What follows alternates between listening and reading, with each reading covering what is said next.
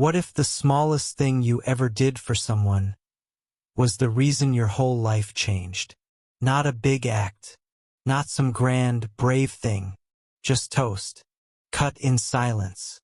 For a man who couldn't steady his hands anymore. Maria Kruger never thought much of it. She didn't ask for anything in return. She didn't know that the man watching her every morning wasn't just tired and old. He was someone dangerous, powerful, and dying. And when 4 bodyguards walked into her diner one rainy morning, followed by 3 men in long dark coats, and asked for her by name, that's when she learned. Kindness had made her visible. Let me take you back to where it all began. Not to the day it all cracked open, but to the day it still looked normal. The Morning Glory Diner sat like a tired old friend at the corner of Elm and Harrow. The kind of place you could walk past 100 times and never notice. The sign buzzed in crooked pink neon. Half the letters were out. The windows were always fogged in the winter and greasy in the summer. But folks still came. The regulars liked the smell. Burnt coffee, bacon, waffles that always stuck to the griddle. It was honest, loud, familiar. Maria had the keys. She was in by 5:30 every morning. She unlocked the front door, flipped chairs off the tables, and rolled silverware into napkins while the sky was still dark. She moved like someone who knew every creak in the floor by heart, like someone who didn't waste steps.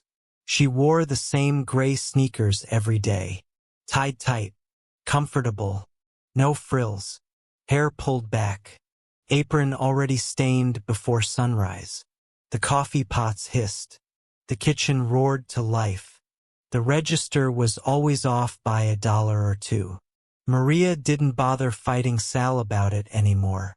He'd blame it on the tips jar or the busboy or the ghosts, depending on his mood. She just smiled, counted the drawer again, and tucked her sketchbook back under the counter, hidden behind the old ketchup crates. Maria used to want more. She still did deep down. A room full of art supplies. A real gallery wall, plain ticket to anywhere. But her art school letters sat unopened in a shoebox at home. Her mother's dialysis schedule was pinned to the staff corkboard. Rent was due on Thursday, so she stayed. She worked. She kept moving. By 6 o'clock, the first regulars walked in. Frank, the construction foreman, always in steel-toe boots, always left exactly $1 no matter the bill. The 2 real estate ladies, lip gloss, loud laughs, more gossip than food. A couple of nurses off the night shift. Sometimes they'd sit silent. Sometimes they'd cry. Maria never asked. She just refilled their mugs. Brenda, the other waitress, rolled in late as usual, grumbling about the bus and the weather and her knees. Sal shouted something from the back grill, and Brenda flipped him off behind a menu. Normal stuff. Then, at exactly 7:12 a.m., he arrived.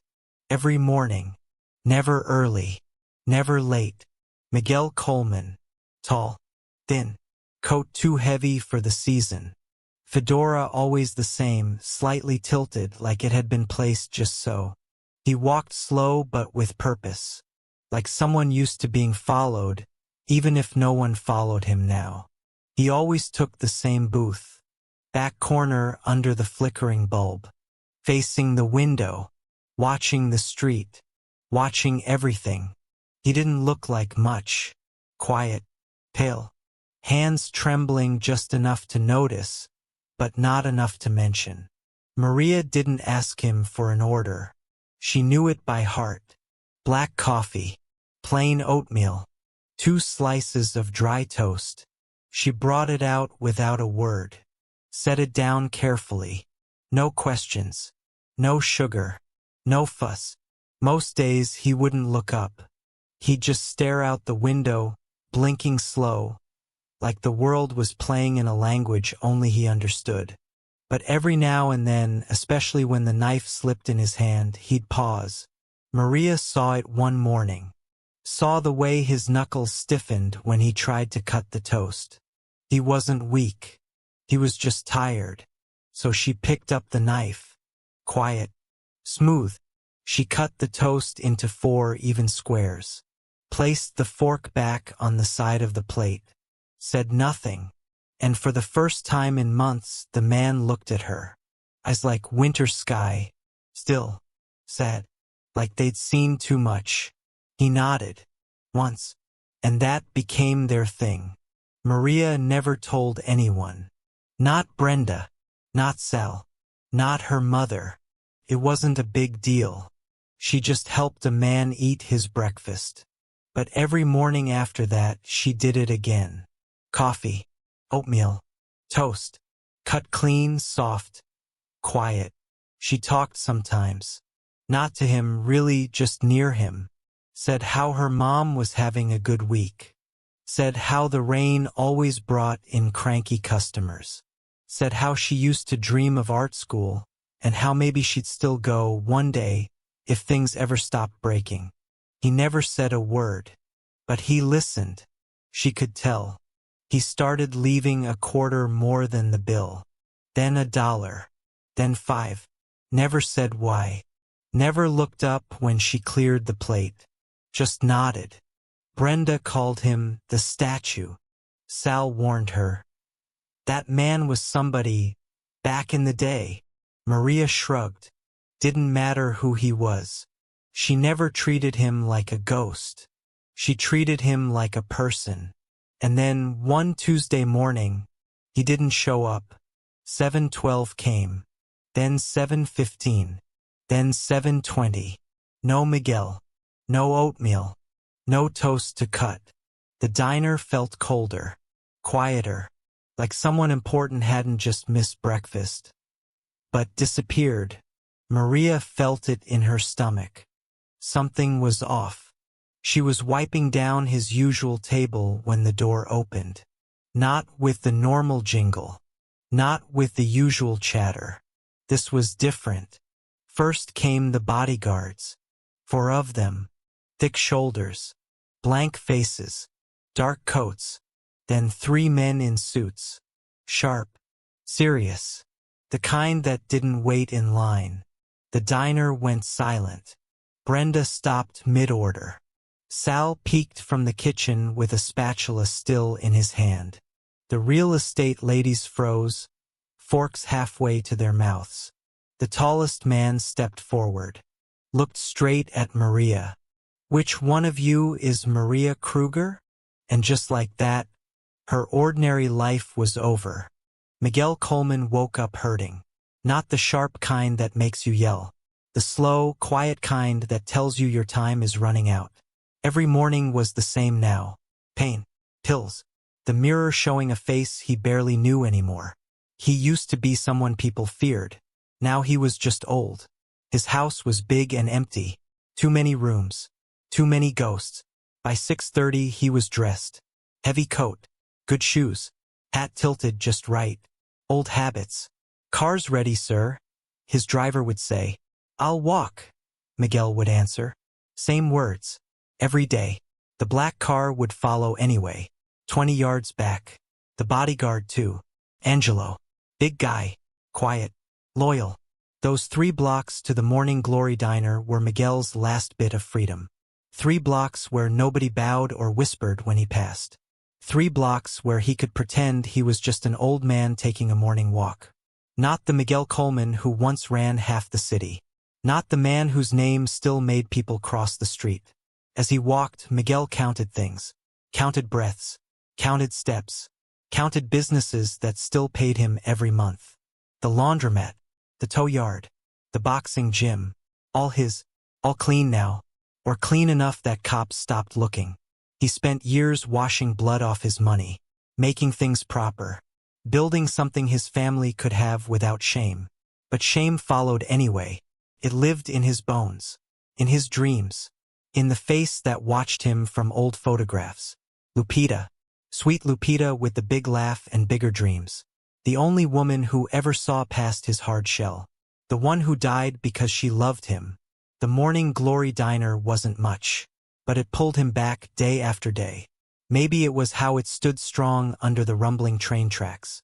Maybe it was the smell that brought him back to Lupita's kitchen. Maybe it was just a place where nobody cared who he used to be.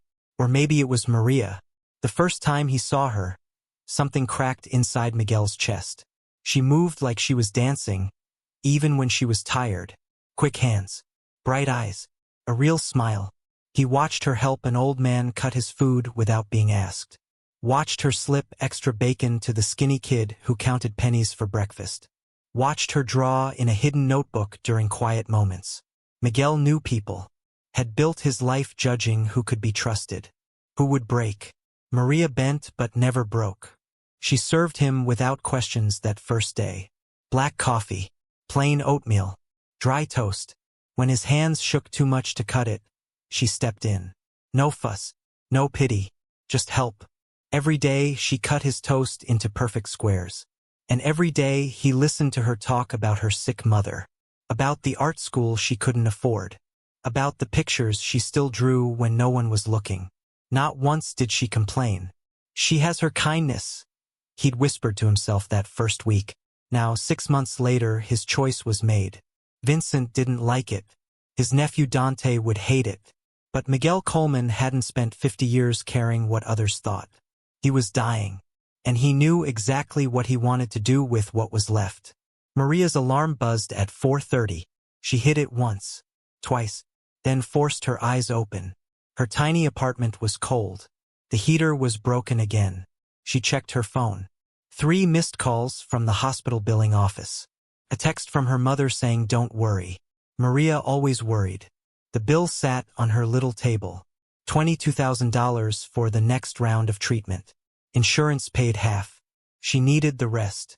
She'd been saving, working doubles, picking up every shift she could. But it wasn't enough.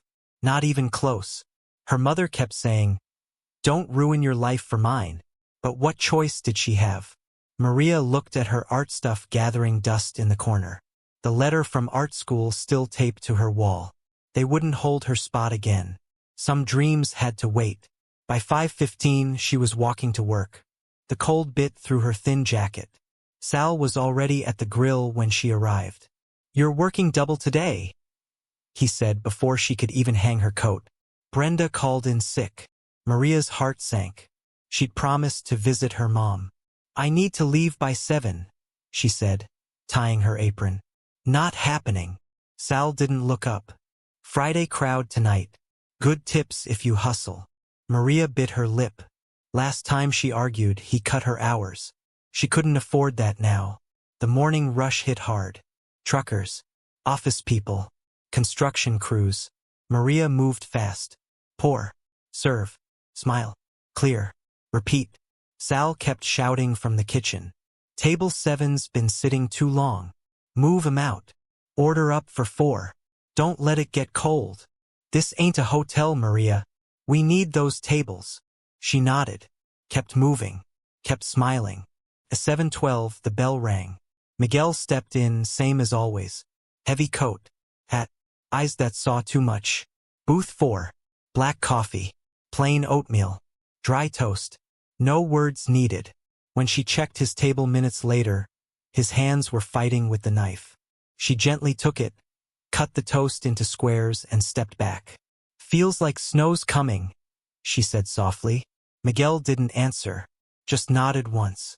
Maria kept talking anyway, told him about her mother's good day, about the new medicine that might help, about the drawing she'd finished of the diner at sunrise. What she didn't see was the car across the street, the man inside it, the camera pointed at the diner window, catching every moment she spent with Miguel. She didn't see her whole life being studied, her mother's health records, her money problems, her perfect credit score despite being broke, her art school dreams put on hold. She didn't know that Miguel Coleman had been watching her far more carefully than she'd been watching him. That night, Miguel sat in his dark study. Only one lamp burned on his desk. Spread out before him were pictures, dozens of them, all of Maria, Maria serving tables. Maria helping an old woman sit down. Maria laughing with a child. Maria cutting his toast with gentle hands. Behind him, on the wall only he could see, hung the map of his empire. Properties, businesses, people who owed him, people who feared him. Vincent stood in the doorway, waiting. Vincent had been with Miguel 30 years, had done terrible things for him, had never questioned orders. Until now. The girl checks out, Vincent said finally. No connections to anyone, no bad habits, no debts, just her mother's medical bills. And, Miguel asked, voice rough like sandpaper. And I still think this is wrong, Vincent said carefully. Dante is your blood. The men respect blood. Miguel laughed, a hollow sound. Dante respects nothing, he said. He'd burn everything I built just to watch it flame. He picked up a photo of Maria helping an elderly woman cut her food. She doesn't know me from any other sad old man, Miguel said quietly. But she's kind anyway, not because she wants something, not because she's scared, just because that's who she is. Vincent shifted his weight. The men won't understand. They don't need to understand, Miguel snapped. They need to listen. He tapped Maria's picture. She has what Dante will never have. She has her kindness. What do you want me to do? Vincent asked. Miguel's eyes turned cold. Make everything ready.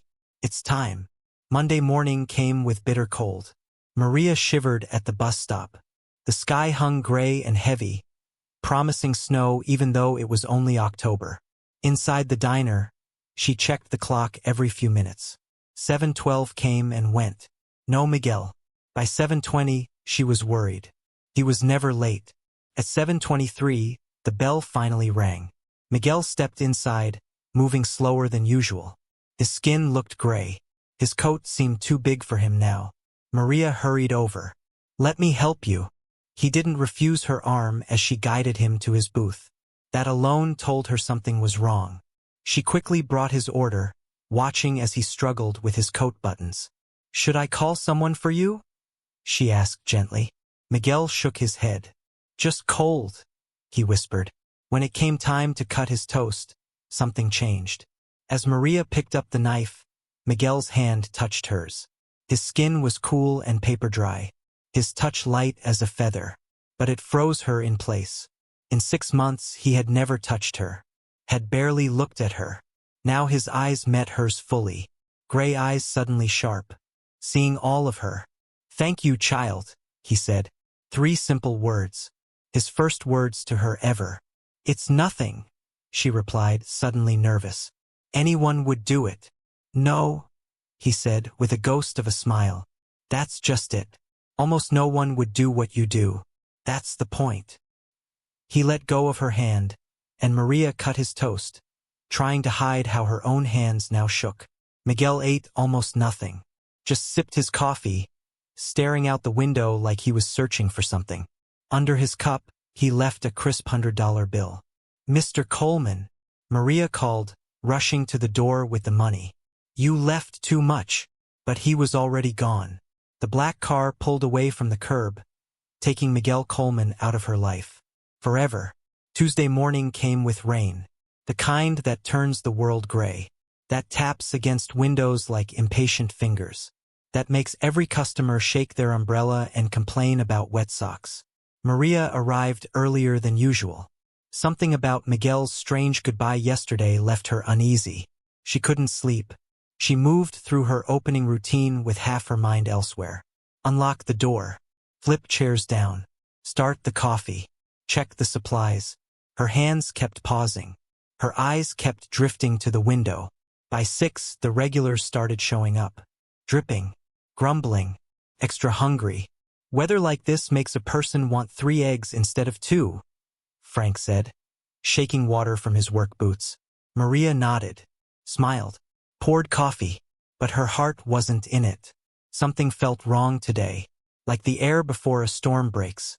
7 o'clock came, then 7:05, then 7:10. Maria found herself standing near the window, coffee pot in hand, watching the rain-soaked street. 7:12 arrived. No Miguel. She told herself not to worry. Maybe the rain kept him home. Maybe his doctor had an early appointment. Maybe his ride was late. But Miguel was never late. Not once in 6 months. 7:15 passed. Then 7:20. Then 7:30. His booth sat empty. The coffee she'd poured for him went cold. You waiting for your boyfriend? Brenda smirked, grabbing plates from the window. Maria didn't answer. She just cleared the cold cup away. At 7:45, the bell above the door rang. Not the usual cheery jingle. Something about it sounded different today. Heavier. Maria looked up. For men stepped in first. Big men.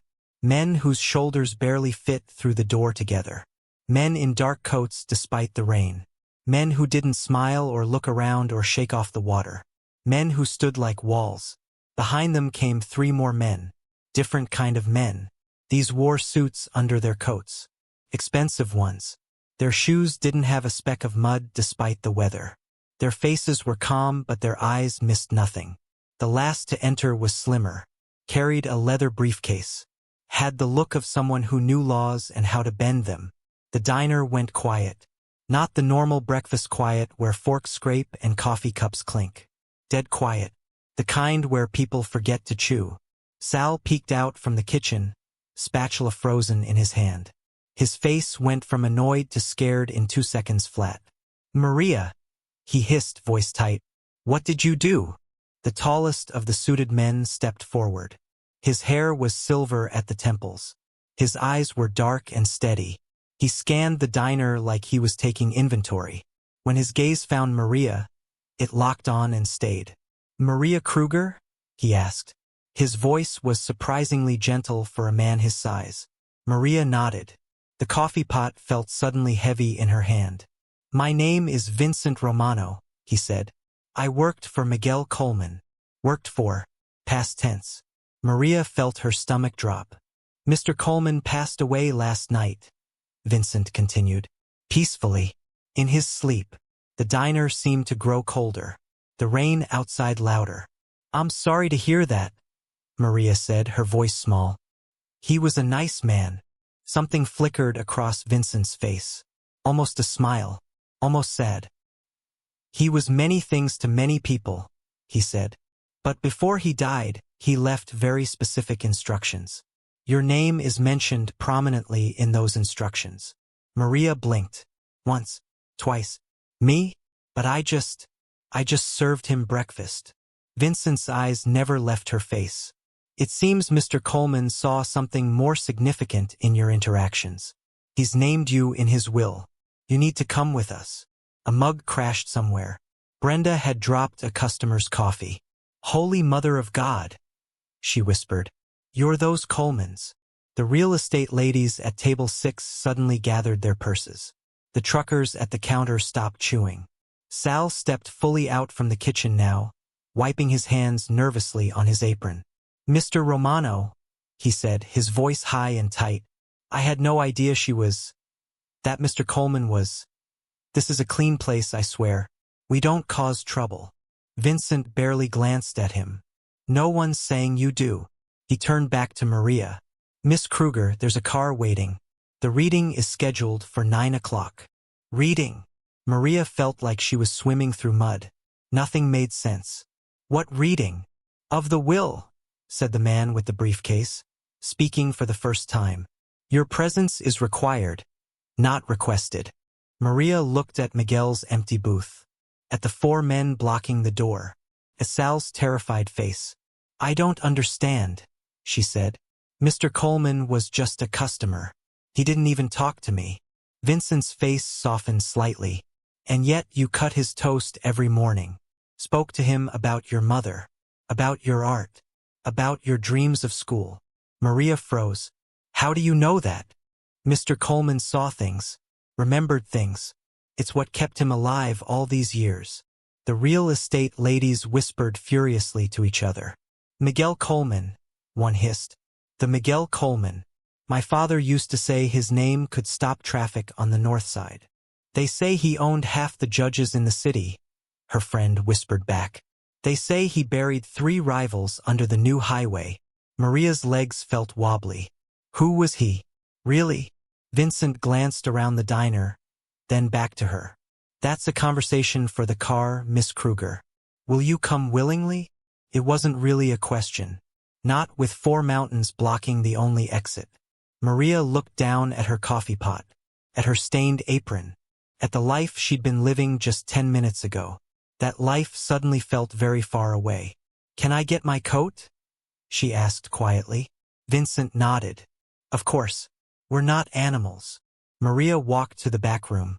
Her hands were shaking so badly she could barely untie her apron. Sal followed her. Maria, he whispered urgently. Do you have any idea who those men are?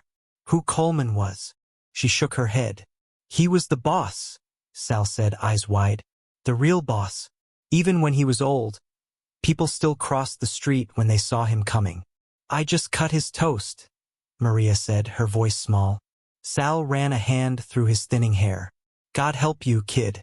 Whatever he wanted, just say yes. People who say no to the Colemans don't usually get to change their minds.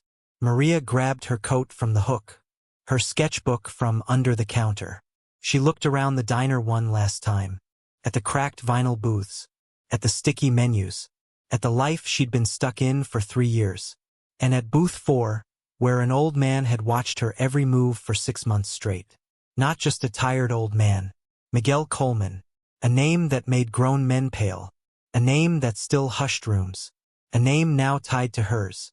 I'll be back later, she told Sal, not believing it herself. Sure you will, he said, not believing it either. Maria walked toward the door, toward the waiting men, toward whatever came next. The bell chimed as they left. It sounded like an ending. The car was black, shiny, expensive. Inside, the seats were soft leather. The windows were dark and thick, the kind that stop bullets. Maria sat in the back, squeezed between 2 of the men in suits. Vincent sat across from her, watching her face. Nobody spoke. Outside, rain streaked the windows. They drove through parts of the city Maria had never seen, even though she'd lived here all her life. Past buildings with fancy doormen. Past stores where a single purse cost more than her monthly rent. Past parks where no trash blew across the grass. Where are we going? Maria finally asked, her voice small in the big car. Vincent glanced out the window. To the social club, where Mr. Coleman handled his business. What kind of business? She already knew the answer. Everybody knew the name Coleman. She just never connected it to her quiet old man with shaky hands. Vincent almost smiled. The legitimate kind. These days. He folded his hands in his lap. Mr. Coleman retired from his earlier ventures 15 years ago. Everything now is above board. Towing companies, real estate, the boxing gym on Parkway. All legal. All paying taxes. Maria swallowed. And before that? The 2 men beside her shifted slightly. Vincent's eyes never changed. Before that, he did what he needed to do. Times were different then.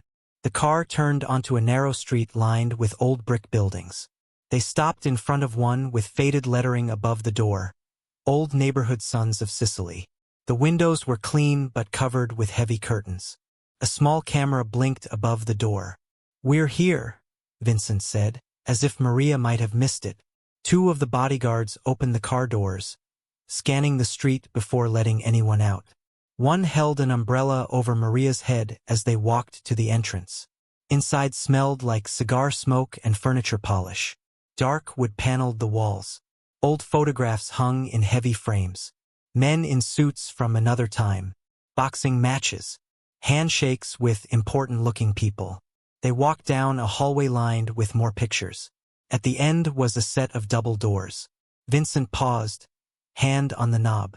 Whatever happens in there, he said quietly. Remember that Mr. Coleman chose you. That means something. Then he opened the doors. The room wasn't what Maria expected. No sleek conference table. No modern chairs. Instead, it looked frozen in time. Heavy curtains. Thick carpet. A long wooden table scratched from decades of use. A fireplace with a stone mantel. Above it hung a large portrait of Miguel. Not the old man she knew, but a younger version. Strong, sharp-eyed, powerful. Around the table sat 7 men and 1 woman. Most looked old enough to have known Miguel in his prime. Their eyes followed Maria as Vincent led her to an empty chair. Across the table, a younger man glared at her. Handsome in a sharp way. Expensive watch. Hairstyled just so. His eyes were cold. "This is the waitress?" he asked, voice dripping with disbelief. Vincent ignored him. "This is Maria Kruger," he said to the room. "Mr. Coleman's guest." A priest sat near the head of the table, rosary beads wrapped around gnarled fingers. He nodded to Maria with kind eyes. At the exact center sat the lawyer from the diner, files spread neatly before him. "Now that everyone is present," he said, "we can begin." He lifted a thick document. The last will and testament of Miguel Antonio Coleman, as updated 3 months ago. The younger man across from Maria snorted softly. "Dante," Vincent said, voice carrying a warning.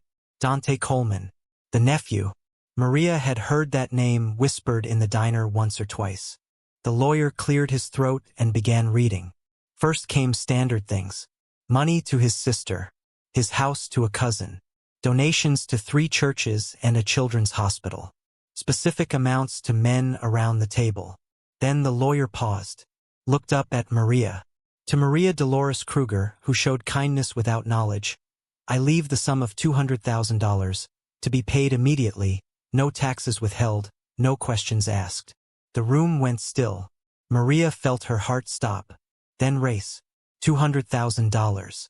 More money than she'd ever imagined having. Enough for her mother's treatments. Enough for art school. Enough to change everything. "This is a joke," Dante said, breaking the silence. "Uncle Miguel leaves family money to the girl who poured his coffee?" "The girl who cut his toast," Vincent corrected quietly. "There's a difference."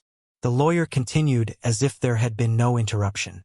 "Furthermore, as Maria Kruger may be surprised to learn, I transferred ownership of the Morning Glory Diner 6 months ago to my Parkway Holdings company. As of this reading, the property and business transfer fully to Ms. Kruger." Maria felt the room spin. The diner? Miguel owned the diner? A small screen at the end of the table flickered to life. Sal's confused face appeared. "What's going on?" he asked, looking around nervously. "Mr. Romano said it was important." The lawyer addressed him directly. "Mr. Salvatore Ginelli, this is to inform you that the sale of your business 6 months ago was to a company owned by Miguel Coleman. You've been serving as manager since then, drawing salary instead of ownership profits." Sal's face went pale. "I sold to some real estate company. LC something. They said I could stay on as manager. Legitimate cover LLC," the lawyer confirmed. "One of Mr. Coleman's shell companies." Sal looked like he might faint. "Does this mean I'm fired?" The lawyer glanced down at his papers. "No.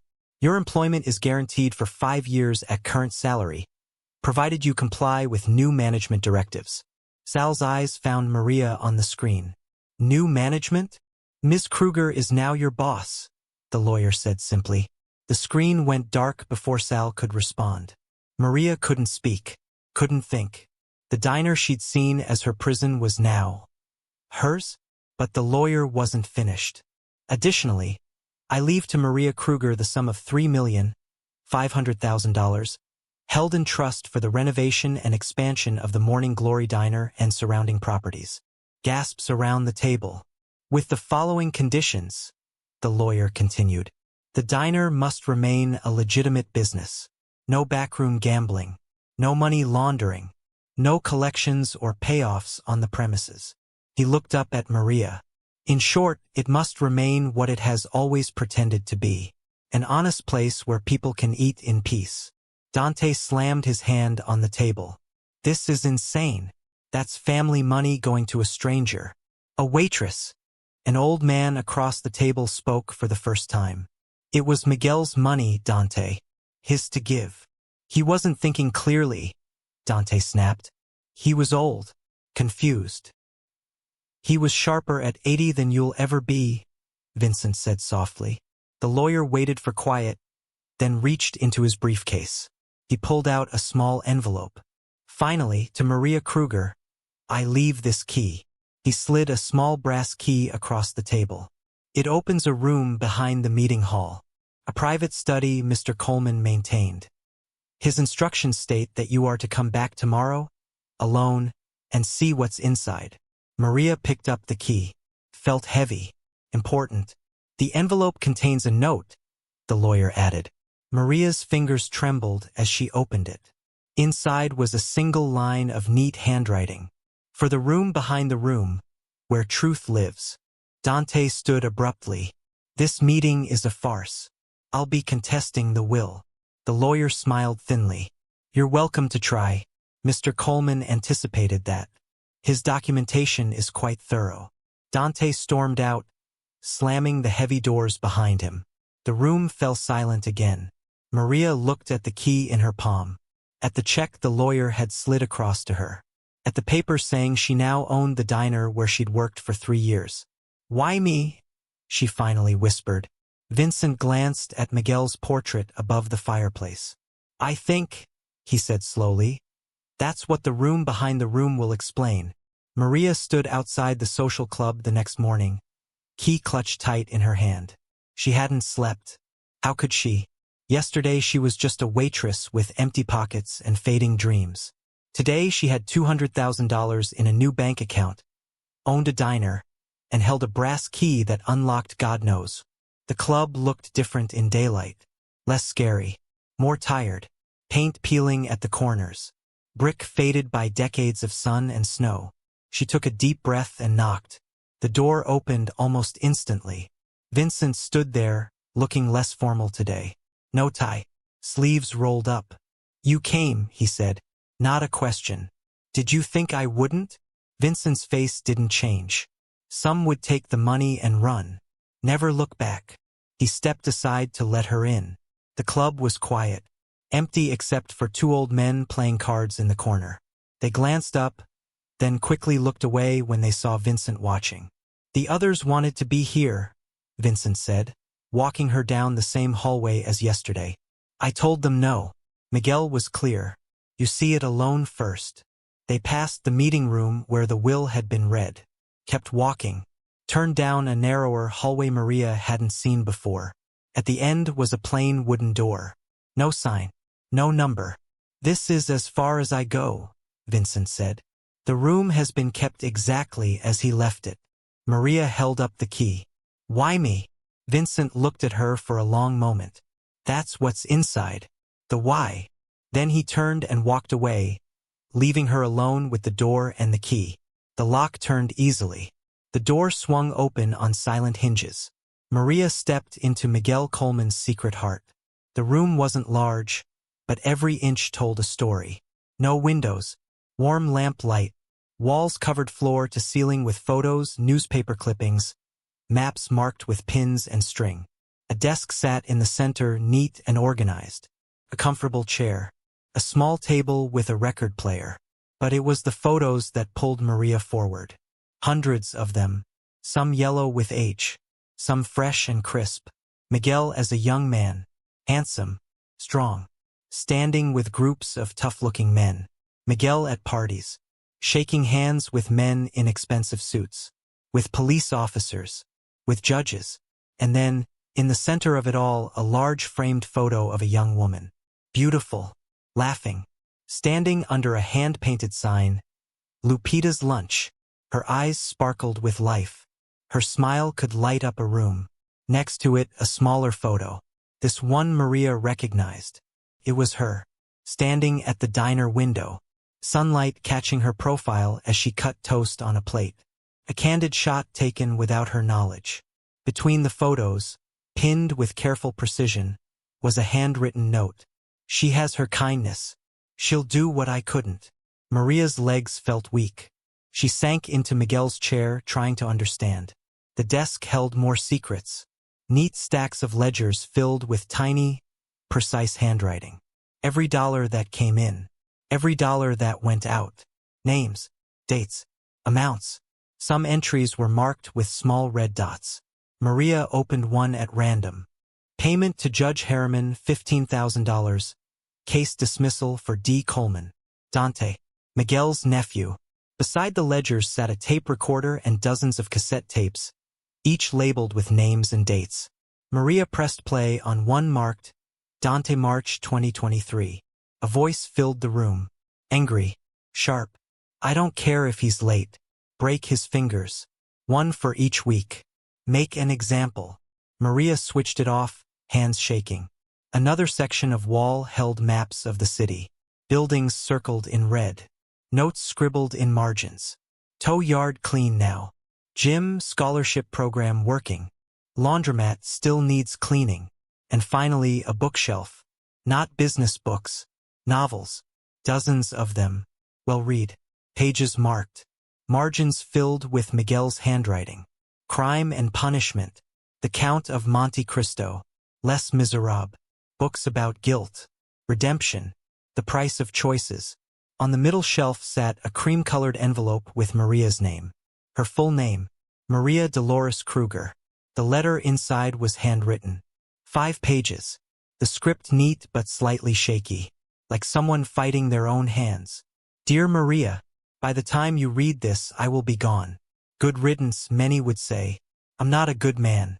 Never claimed to be. I've hurt people. Ordered worse. Built an empire on fear and called it respect. But once I was different. The woman in the photo is Lupita Sanchez. She was my heart. My conscience. My everything. 47 years ago, she wanted to open a small lunch counter. Nothing fancy. Just a place where neighborhood kids could get a hot meal, even when their pockets were empty. I was nobody then. Just a soldier trying to become more. Making enemies. One night, someone came for me. Burned her place instead. With her inside. I found who did it. Made them pay. Then I kept paying the world back for taking her. I became what they feared. Told myself it was justice. It was just hate. For 47 years I built power. Money. Respect. None of it brought her back. Then 6 months ago, I walked into your diner. Saw you cut toast for old Mr. Parker. Saw you slip extra food to the homeless guy everyone else ignored. Saw you sketch beautiful things while surrounded by ugly. I saw her kindness living in you. So I watched, tested, made sure. You never changed. Never hardened. Even when life gave you every reason. That's why I chose you. Not because you need money. Many do. Not because you were kind to me. Though you were. I chose you because you still have what I lost. The thing Lupita valued most. Simple human kindness without expecting anything back. Now I've given you power. Money. Choices. You can walk away. Take the cash. Sell the diner. Live your life. You can expose it all. The tapes. The ledgers. Watch it burn. Or you can do what I couldn't. Transform poison into medicine. The businesses are mostly clean now. The violent days are ending. Even empires have to evolve or die. I built a storm. You could build a harbor. Whatever you choose, choose kindness. It's the only thing I've seen in 80 years that actually heals anything. Miguel Coleman. Maria read it 3 times. Tears blurred the words on the final reading. She sat in the quiet room, surrounded by evidence of a life built on fear and power, holding a letter asking for redemption. And suddenly the weight of it all crashed down on her. She was just a waitress. She had no idea how to run a business, let alone an empire. But she knew how to be kind when the world wasn't. Maybe that was enough to start with. Maria found him waiting by her apartment door, leaning against the wall like he owned the building. Suit that probably cost more than her rent.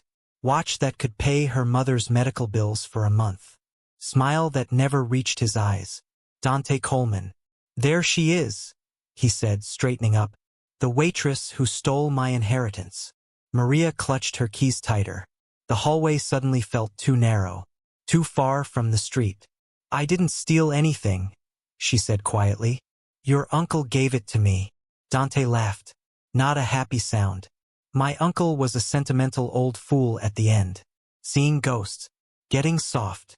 He stepped closer. But I'm not here to argue. I'm here to make you rich. Maria didn't move. You're in way over your head, waitress. he said, voice dropping lower. You have no idea what you're holding. What kind of world you just stepped into. He pulled an envelope from his jacket. $1 million. Cash. Tax-free. All yours if you sign the diner and the trust fund back to the family. Walk away clean. $1 million. More money than Maria had ever dreamed of. But she remembered Miguel's letter. The pictures on his wall. Lupita's smiling face. No thank you, she said, surprised at how steady her voice sounded. Dante's smile hardened. You should reconsider. This neighborhood can be dangerous. Accidents happen. He walked past her toward the stairs, then stopped. Ask yourself something, waitress. What would your mother do with $1 million? How much better care could she get? Then he was gone, leaving only the smell of expensive cologne and the chill of his threat. The pressure started the very next day. First came the health inspector, showing up during the morning rush, finding violations nobody had ever mentioned before. Funny, Sal muttered, writing a check for the fine. We haven't had an inspection in 3 years. Now suddenly we're crawling with problems. Then Maria got the call from the hospital. I'm sorry, Ms. Kruger, but your mother's treatment has been rescheduled. Insurance authorization issue. Might take weeks to sort out. Her mother's doctor looked confused when Maria called him directly. Someone from the insurance company called. First time that's ever happened. Usually they just send forms. The next day, Sal called Maria at home. We've got problems, he said, voice tight with worry. Kitchen fire this morning. Small one. But then the delivery truck didn't show. And the coffee supplier says our account is on hold. Did anyone else come by? Maria asked. Anyone asking questions? Sal was quiet for a moment. Some guys in suits. Told a few of our regulars this place might be closing soon. Health violations. Maria closed her eyes. Took a deep breath. Tell everyone we're staying open, she said. No matter what. But the diner stayed half empty all week. Regular customers suddenly found other places for breakfast. Tables that had been filled for years sat collecting dust. Maria knew exactly who was behind it all. She went back to Miguel's study. This time she brought notebooks, pens, her phone to take pictures. For 3 days straight, she studied his records like her life depended on it. Because it probably did. She learned the structure. Who reported to who. Which businesses were fully legitimate and which ones still had shadows. She studied the photographs. Memorized faces, names, connections. The tapes told her the most. Dante's voice ordering beatings for late payments. Dante skimming money from the boxing gym's youth program. Dante bringing in drugs through the laundromat against Miguel's explicit orders. One name kept appearing as a voice of reason. Vincent Romano, old school, loyal to Miguel's vision, disgusted by Dante's shortcuts. And there was Father Patrick, the priest from the will reading. Not just a religious figure. Miguel's confessor for 20 years. The one person who knew every sin and still offered forgiveness. On the 4th day, Maria made 2 calls. First to Vincent. I need to meet. Alone. It's about Dante. Then to Father Patrick. I need guidance. Not just spiritual. Both agreed immediately. They met in the church basement. Neutral ground. Vincent arrived first, looking uncomfortable among the folding chairs and coffee urns. Father Patrick came next, collar bright white against his black shirt, rosary beads wrapped around gnarled fingers. Maria laid out what she'd found. Dante's destroying everything Miguel built, she said, spreading photographs across the table. The legitimate businesses are being used for drugs again. Money's disappearing. People are getting hurt. Vincent nodded slowly. Miguel knew. He was too weak to stop it directly. The old guard doesn't like it, Father Patrick added. But Dante has his own soldiers now. Young men. Hungry. Violent. Miguel built his power on respect and fear, Vincent said. Dante only knows fear. Maria showed them the tapes. The ledgers. The proof of every crime Dante had committed in the past year.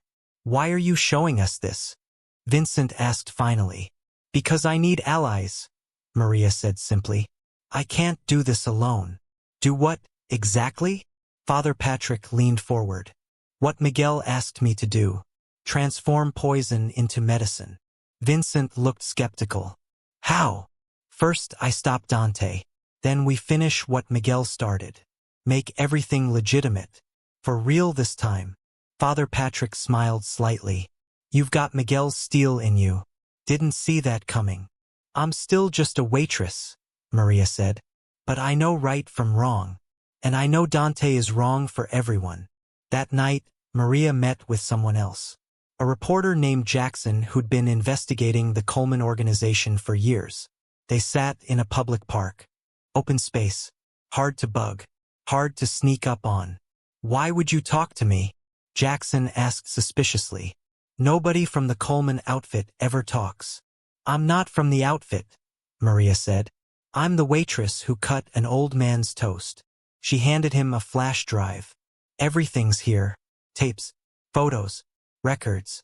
Enough to put Dante Coleman away for 20 years. Jackson stared at the drive like it might explode. Why give me this? Insurance, Maria said simply. If anything happens to me or my mother, publish everything. Otherwise, keep it safe. You're playing a dangerous game, Jackson warned. Maria thought of Miguel's letter, of Lupita's smiling face. I'm not playing at all, she said. That's what they don't understand yet. The next morning, Maria sent a message through Vincent to Dante. Simple, direct, clear. I have everything, every tape, every ledger, every crime. Let's talk terms. Maria went back to the study every day. She read Miguel's notes on business, on loyalty, on power. She learned the rules nobody wrote down, how meetings worked, who spoke first, when to push, when to wait. Most important, she learned about the men who would decide her fate. The old guard, men who grew up with Miguel, who remembered handshakes and honor codes, who were tired of blood and wanted quiet retirements. And Dante's crew, young, hungry, thinking the old ways were weak, wanting to build empires on quick money and fear. Father Patrick visited her there one evening, found her surrounded by papers and photos. You look like him, he said quietly, sitting there planning, weighing options. I'm nothing like him, Maria said. Father Patrick smiled. More than you know. He sat in the chair across from the desk, beads clicking softly in his hands. Miguel wanted redemption at the end, he said. What do you want, Maria? She looked up at Lupita's photo on the wall. I want the killing to stop, she said. I want the neighborhood to breathe again. I want Miguel's ghost to find peace. That's a tall order for a waitress. Maria smiled. Good thing I own a diner now too. The meeting happened after midnight. Vincent's car. Back entrance of the social club. No phones allowed. Inside waited two men Maria recognized from the will reading. Old-timers. Gray hair. Faces that had seen too much. This is Carlo, Vincent said, nodding to the taller one. And this is Frankie. They were with Miguel from the beginning. The men nodded. Sized her up. You got guts, girl, Carlo said finally. Dante's put bigger men in the ground for less than what you're doing. I'm not trying to take over, Maria said. I just want to protect what Miguel left me. The diner. Frankie raised an eyebrow. The chance to do things right, Maria corrected. She laid out her idea. The Coleman Neighborhood Trust. Convert all the businesses to completely legitimate operations. Use profits for community programs, scholarships, job training, healthcare. Miguel started cleaning things up 15 years ago, she explained. I want to finish it. The old man got soft, Carlo muttered. The old man got smart, Vincent countered. Feds are different now. Rico takes down everybody. Miguel saw the writing on the wall. Dante doesn't care about that, Frankie said. He's bringing in product through the laundromat again. Running girls out of the apartments on West Side. That's my point, Maria said. He's taking us backwards. Even Miguel knew that was a dead end. The men exchanged looks. What exactly are you asking from us? Carlo finally asked. Support, Maria said simply. At the sit-down. Vincent's eyebrows shot up. You're calling a sit-down? Maria nodded. Miguel's rules. When leadership is questioned, everyone gets a voice. The room went quiet. Dante won't come alone, Frankie warned. Neither will I, Maria said. The next morning, Maria found the diner's front window smashed. Glass everywhere. Cash register untouched. Nothing stolen. Just a message scrawled in red spray paint across the back wall. Know your place. Sal was shaking as he swept up glass. This is bad, Maria, he said. Real bad. Maybe you should take Dante's offer. No, Maria said, picking up a broom to help. That's exactly what he wants. That afternoon, her mother called in tears. My nurse quit, she said. Just didn't show up. When I called the agency, they said they can't send anyone else. Staffing issues. Maria felt cold anger building. I'll be right there, Mom. On her way out, Sal pulled her aside. There's something I need to tell you, he whispered, eyes darting around. I've been doing things for Dante for years. What things? Sal's face crumpled. Letting his guys use the back room sometimes. For meetings. For counting things. Miguel knew. Said it was fine as long as I kept the front clean. Maria wasn't surprised. Miguel's records had mentioned Sal. It stops now, she said firmly. This place is clean from now on. All the way through. Dante won't like that. Dante isn't in charge anymore. Outside, two young men in black jackets leaned against a car across the street. Not trying to hide. Wanting to be seen. Watching. But something unexpected happened the next day. Customers came back. Not just a few. Lots of them. Frank, the construction foreman, brought his whole crew. Heard you might be having trouble, he said, squeezing into a booth. Figured you could use the business. The nurses from the night shift. The real estate ladies. Even Mr. Parker, the old man whose toast Maria used to cut before Miguel. By noon, every table was full. Maria was refilling coffee when the bell above the door chimed. In walked Mrs. Ginelli, who ran the flower shop 2 blocks down. She carried a huge arrangement of bright flowers. For your window, she said, setting them on the counter. Miguel always bought flowers for his wife's grave from me. Never forgot her birthday. Not once in 40 years. She patted Maria's hand. We remember who was good to us, honey. Throughout the day, other business owners stopped by. The dry cleaner. The hardware store guy. The woman who ran the bookshop on the corner. All with the same message. We're with you. Maria realized something powerful. Miguel hadn't just built his empire on fear. He'd built it on protection. On looking out for his neighborhood. On being tough but fair. And people remembered. That night, Maria made the call. Vincent answered on the first ring. It's time, she said. Call the sit-down. Tomorrow night. The back room at the club. Dante won't come willingly, Vincent warned. Tell him I'm ready to negotiate, Maria said. Tell him I might be willing to sign over the businesses. He won't believe that. He'll believe I'm scared enough to try. His ego will do the rest. After she hung up, Maria went to her closet, pushed aside the clothes she never wore. In the back, wrapped in a clean towel, sat a small cassette player, and beside it, a tape labeled in Miguel's neat handwriting, My Confession. For when the time comes, she hadn't listened to it yet. Some doors you only open when you're ready to face what's on the other side. Tomorrow she'd be ready. Maria looked out her window at the city lights. Somewhere out there, Dante was planning too, gathering his forces, thinking he knew exactly what kind of fight this would be. But he was wrong. This wasn't about power anymore. This was about legacy. The social club was quiet as a church at midnight. Outside, cars lined both sides of the street. Black sedans, expensive SUVs, men in dark coats standing guard, breath clouding in the cold night air. Inside, the back room waited, set up exactly as Miguel would have wanted. The long wooden table gleamed under soft lights. Chairs arranged in perfect order. Coffee and whiskey set out for whoever needed steady hands or liquid courage.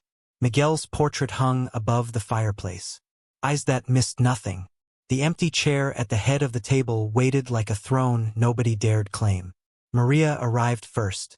Not in new clothes bought with Miguel's money. In her waitress uniform. Deliberate. A statement. Vincent met her at the door. "They're coming," he said quietly. "All of them." Father Patrick arrived next, collar crisp and white against his black suit. He nodded to Maria.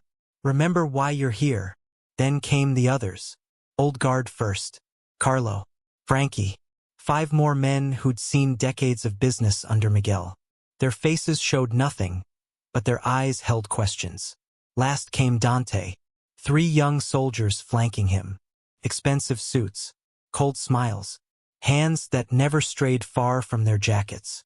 The room filled with tension thick enough to touch. Dante's eyes landed on Maria. Narrowed. The waitress comes in uniform. How cute. Nobody laughed. Vincent cleared his throat. This meeting follows the old rules. Everyone speaks. Everyone listens. No weapons on the table. Dante stepped forward suddenly, moving toward the empty chair at the head. New blood. New rules. He sat in Miguel's place like he was born to it. "My uncle's gone. Time to move forward." Maria didn't move. Didn't speak yet. Just watched. "Here's how this goes," Dante continued, leaning forward. "The organization returns to family control. Where it belongs.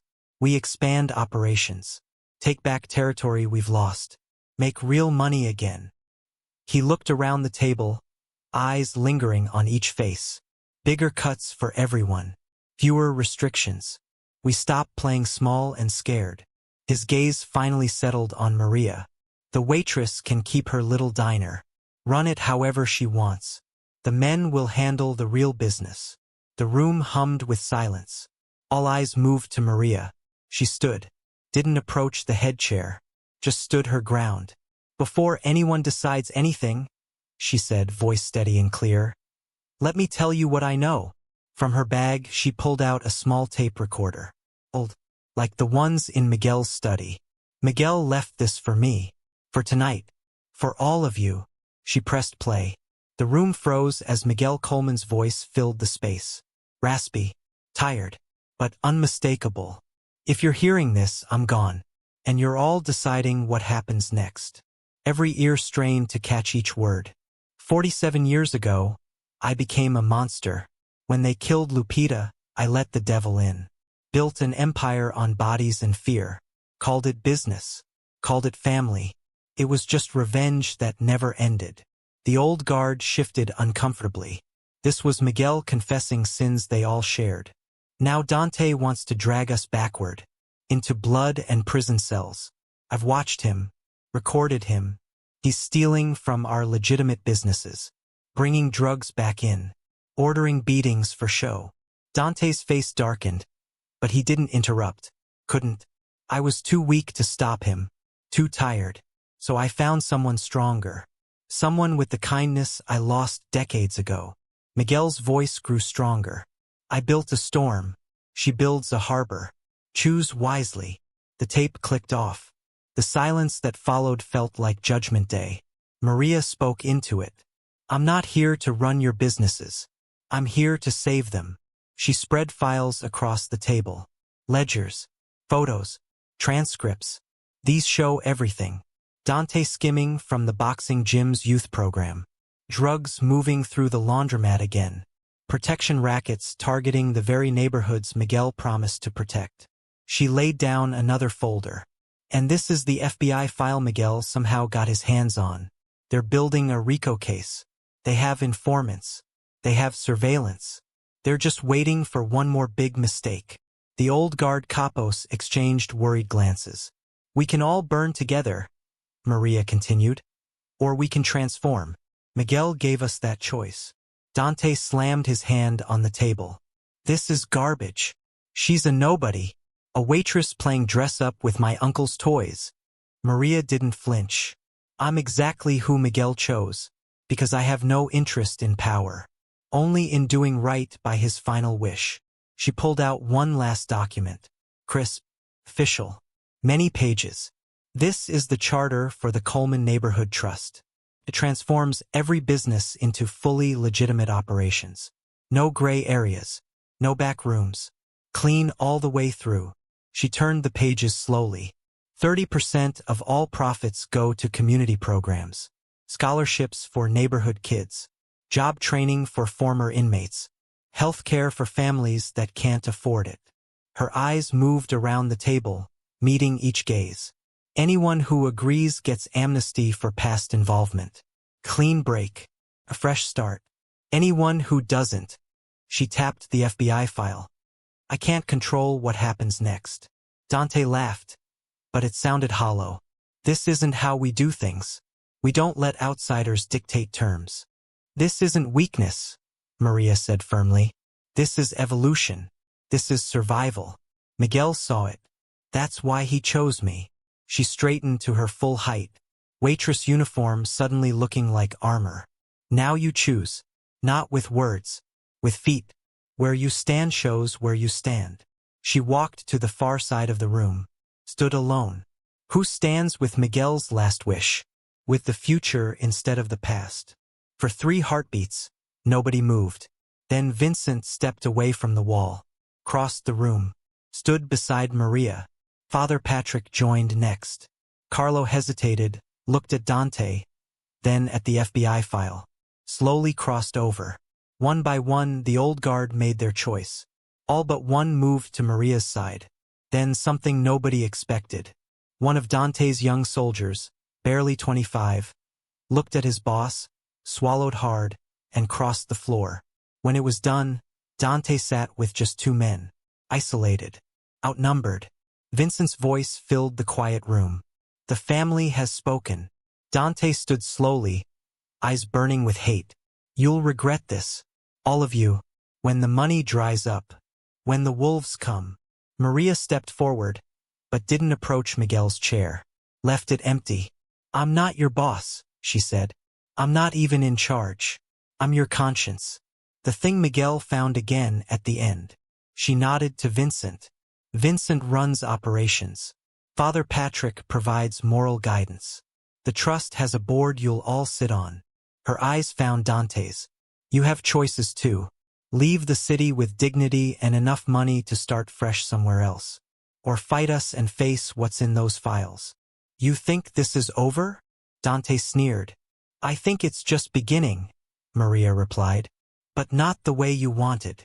Dante moved to the door, his 2 remaining men following. You'll regret this when the wolves come, he spat. Maria thought of Miguel's letter, of Lupita's smiling face, of toast cut into perfect squares. The wolves were already here, she said quietly. We're sending them away. The door slammed behind him. In the portrait above the fireplace, Miguel Coleman's painted eyes seemed almost at peace. 3 months can change everything. The Morning Glory diner still sat under the rumbling trains. Still had the same cracked vinyl booths. Still smelled like coffee and bacon and possibilities.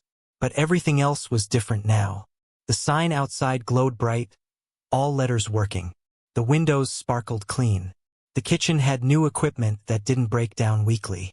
And booth 4, Miguel's booth, now had a small brass plaque. Simple words. For those who see kindness as strength. The booth itself was preserved under clear resin. The table, the seat, even the salt and pepper shakers placed just so. Nobody sat there anymore.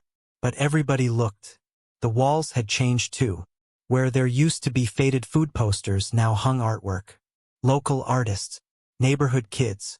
And in the corner near the register, 3 of Maria's own paintings. Colorful, hopeful, beautiful.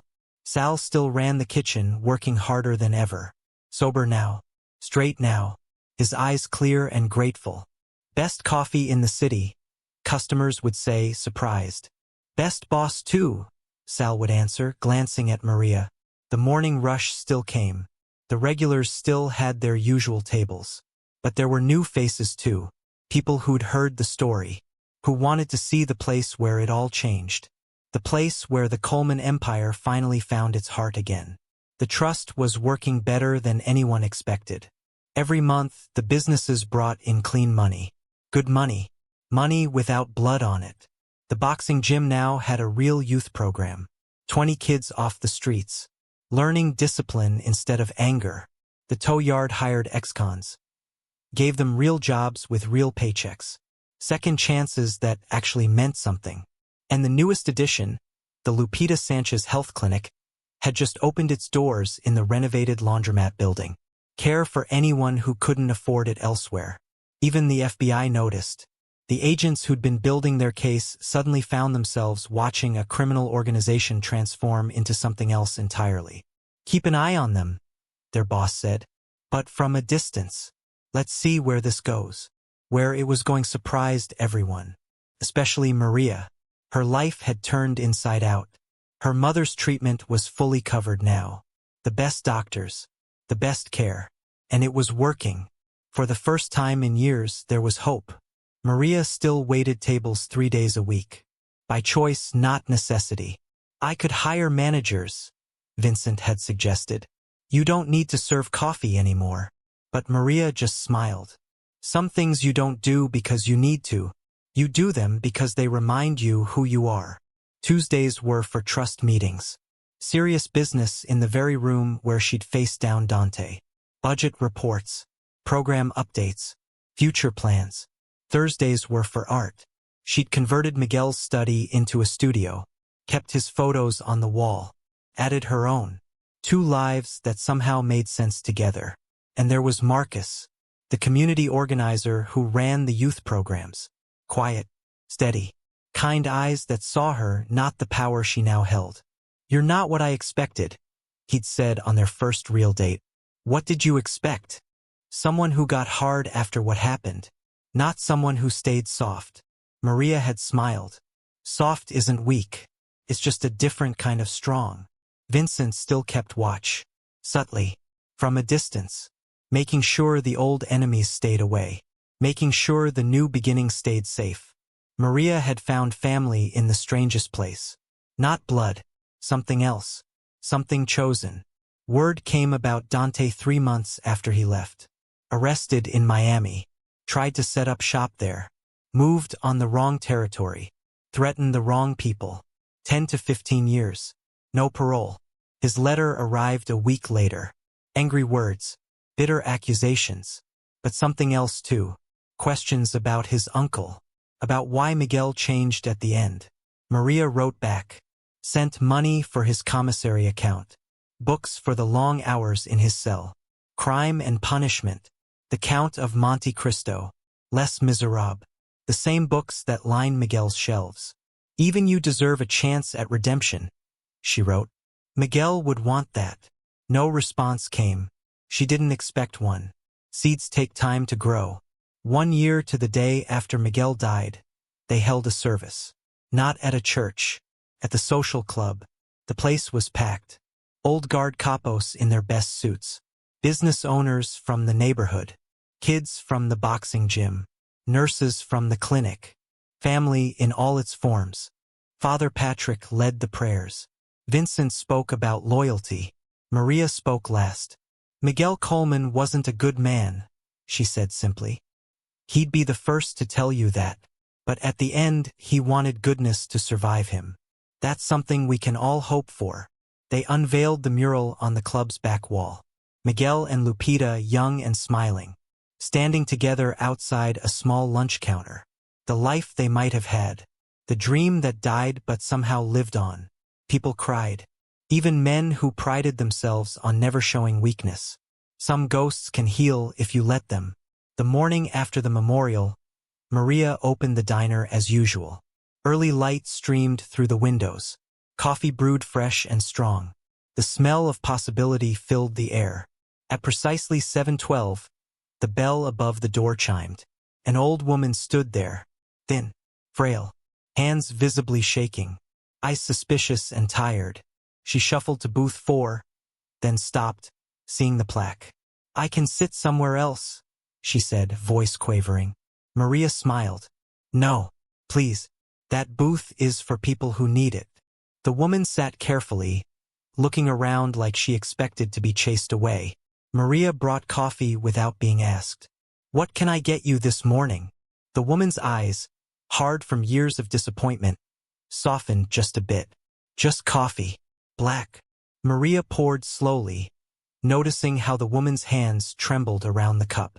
Without a word, Maria took a napkin, wrapped it around the mug for better grip, making it easier to hold. The woman looked up, surprised by this small kindness. Their eyes met. In that moment, Maria saw herself a year ago, tired, struggling, just trying to get through one more day.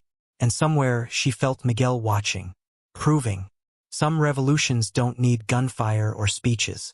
Sometimes they look like cutting toast into squares. Sometimes they look like a napkin wrapped around a coffee cup. Sometimes they look like remembering who you are when the world tries to change you. The bell chimed again as more customers entered. Life went on. Coffee poured. Food served. Bills paid. But booth 4 caught the morning light just right. And for a moment, just a moment, it felt like forgiveness.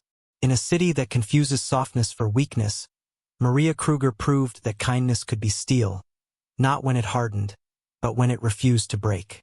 The Morning Glory Diner still stands beneath the elevated tracks, still serves coffee that tastes like memory, still opens its doors to anyone seeking harbor. And every morning at 7:12, just for a moment, the light through the window falls exactly right on booth 4, and the whole place feels like forgiveness. Thank you to my amazing family for staying with me until the end of this story. Your support means the world to me. If you enjoyed this journey, I just know you'll love what comes next. I've prepared something even more exciting and surprising that I can't wait to share with you. Just click on the end card appearing on your screen right now to watch the next one.